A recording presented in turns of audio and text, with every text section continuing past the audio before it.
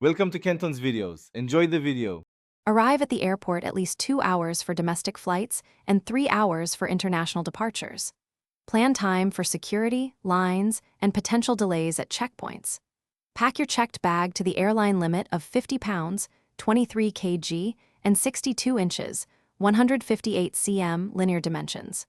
Check the airline website beforehand for exact weight and size rules and for current baggage fees. Have your government ID and booking confirmation easily accessible on your phone or printed copy before you approach the counter.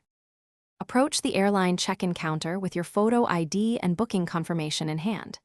An agent will confirm your reservation, verify identity, and check any travel documents required. Place your bag on the scale so staff can verify it meets the 50 pounds and 62 inches limits listed by the airline. If your baggage exceeds limits, be prepared to pay an oversize or overweight fee, often about $0 for a first domestic checked bag. The agent will tag the bag and tell you where to drop it for loading. After the agent tags and accepts your bag, keep the baggage receipt with the tag number and destination information. Proceed to security and then to your gate, listening for any gate announcements about baggage handling.